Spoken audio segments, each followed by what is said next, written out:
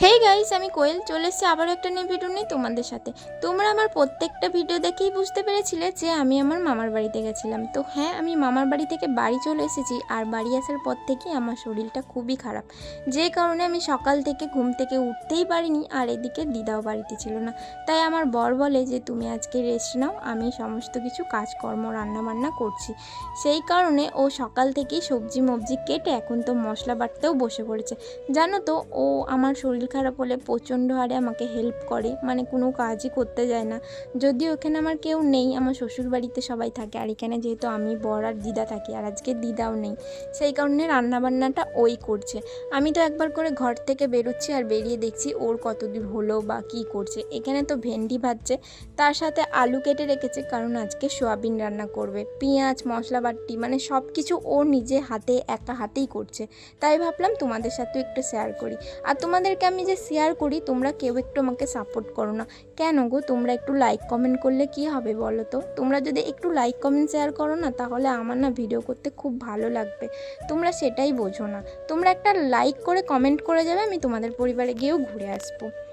আমার বর তো ওখানে তরকারি বসিয়ে দিয়েছে আর এখানে মশলা কষাচ্ছে। তরকারিটা দেখে তো আমার সেই লাগছিল, কিন্তু বিশ্বাস করো আমি এই শরীর খারাপ নিয়ে কিচ্ছু খেতে পারিনি। আমার না যখন শরীর খারাপ হয় তখন আমার বরই আমাকে এইভাবে হেল্প করে, মানে আমার বাড়িতে কেউ যে নেই সেই কারণে সমস্ত কাজ ও করে।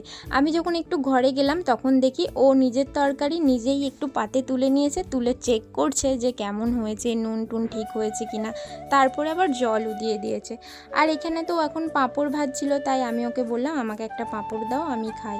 দিয়ে আমি দেখলাম যে আমারও শরীরটা এখন একটু ভালো আছে। ও যেহেতু সব কিছু একা হাতে করছে, তাই ভাবলাম ঘরটা একটুখানি আমি ঝাড় দিয়ে দিই। যদিও ঘরটা ও মুছেছিল, কারণ আমার শরীর খারাপ বলে ও আমাকে একটা কাজও করতে দেয়নি। এদিকে আমার বর খুব ভালো আর আমাকে খুব ভালোবাসে। আমার কষ্ট হলেও ও কষ্টটা সহ্য করতে পারে না, তাই আমিও তো ঘরটা ঝাড় দিয়ে আমি স্নান টান করে একদম ফ্রেশ হয়ে নিয়েছি। ওইদিকে ও এখন ঘরের সমস্ত রকম কাজ করে ও কলের ধারে নেমে পড়েছে যে স্নান করবে বলে। তাই একটা ঠান্ডা নিয়ে এসেছিলো, সেই ঠান্ডাটাই এখন দুজন মিলে খাচ্ছি। আজকে যদিও খুব গরম, সেই কারণে ঠান্ডাটা না খেলেও হবে না। তো ও এই ঠান্ডাটা খেয়েই এখন চলে যাবে স্নান করতে। স্নান টান করে আসার পর এখানে আমাকে ভাত নিয়ে চলে এসেছিলো ভাত খাওয়াতে। আমি তো এখানে ভাত খাচ্ছিলাম আর তোমাদের সাথে শেয়ার করছিলাম। জানি এইটা দেখে অনেকেই অনেক কথা বলবে, কিন্তু কি করব বলো, আমার বর যে আমাকে এতটা ভালোবাসে এটাই আমার খুব ভালো লাগে।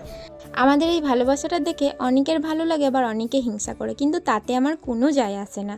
আমাকে খাওয়ানোর পর যখন আমি ঘরে গিয়ে শুই আর আমার বর যখন খাই, তখন দেখি হঠাৎ বৃষ্টি আরম্ভ হয়ে গেছে। তাই আমি ভাবলাম চলো একটু বৃষ্টিতে যাই। যদিও ওই বৃষ্টিতে হাত ভিজানোতে আমি একটু মানে কথা শুনেছি, তারপরে এসে দেখি ওইখানে চুপচাপ খাওয়া দাওয়া হয়ে গেছে, তাই বসে আছে।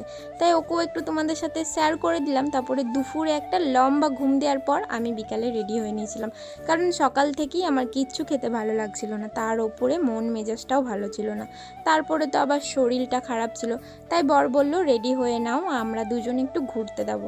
জানো তো আজকে ওর সাথে আমার লাস্ট হচ্ছে মোটরসাইকেল করে ঘুরতে যাওয়া। আবার কবে যে ও বাড়ি আসবে, কবে যে ওর সাথে ঘুরতে যাব সেটা ঠিক নেই। যদিও একটু মনটা খারাপ করছে, তবু কিছু করার নেই, কাজটা সবার আগে। তো কালও সকালে কাজে বেরিয়ে যাবে, সেই কারণে ওর সমস্ত কিছু ডকুমেন্টসগুলো জেরক্স করতে হতো। তাই বললো জেরক্স করতে যাব, সাথে তোমাকে একটু বিরিয়ানি খাওয়াবো, চলো দুজনে মিলে যাই। তার জন্য আমি দেখলাম এটাই যখন লাস্ট সুযোগ ওর সাথে আজকের দিনটা ঘুরতে যাওয়ার, তাই একটু ঘুরে নিই। শরীরটা খারাপ থাকলেও যখন ঘুরতে যাই মনটা বেশ ভালো হয়ে যায়। সব কিছু করার পর এখন তো আমরা রেস্টুরেন্টে চলে এসেছিলাম। আমি বললাম এখানে বসে খেতে পারবো না, তো নিয়ে চলো বাড়ি গিয়ে দুজনে খাবো। বাড়িতে আসার পরপরই আমি তো ড্রেসটাও চেঞ্জ করে নিয়েছিলাম। আর আমার আজকের এই ভিডিওটাকে এখানেই স্টপ করছি। যদি তোমাদের ভালো লাগে লাইক কমেন্ট শেয়ার করে দিও। দেখা হচ্ছে নিউ ভিডিওর সাথে, ততদিন ভালো থেকো, সুস্থ থেকো, টাটা।